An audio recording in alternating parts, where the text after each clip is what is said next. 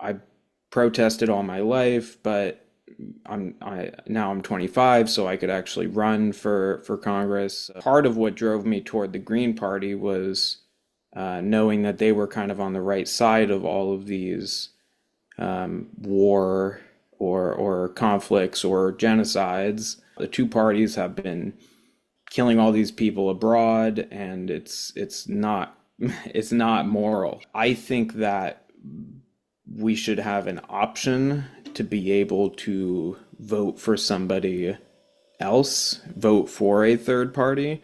I think that that option is important, and especially in this situation with what's going on now for a year, it felt like, at least for me, I wouldn't have been comfortable voting for either of the two major parties, and I knew a lot of people felt a similar way. It's a question of really comes down to, can we reach these people? Can we get the message to the people? And I think that if they can hear it, um, at least from the people who I've spoken to, the voters who I've met with, and different communities, they're all very open to making this happen. And so it comes down to, like, right, outreach, and how do you actually do that, especially with the way the media treats third parties. And in New Jersey, it's particularly bad.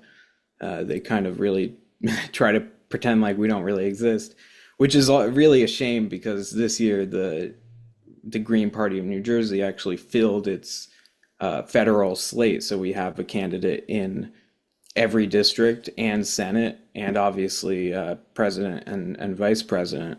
A lot of people feel that the two parties haven't stood up for them. They haven't brought up their needs, whether it's foreign policy, whether it's healthcare, which I struggle to have access to. I thought we were going to have universal healthcare by now. We don't. Education, which is another thing. I'm riddled with student debt. Something that I thought we were going to have dealt with by now. It hasn't been dealt with. Housing. So I think that that's a place for a third party, and we have to start somewhere, right? Third party isn't going to show up and then win an election right away. I think that getting to the 5% that at least I know the Jill Stein campaign is certainly talking about that, and accessing the federal funds from getting a 5% in the popular vote would be a big first step, because then we can compete a lot more fairly in following years.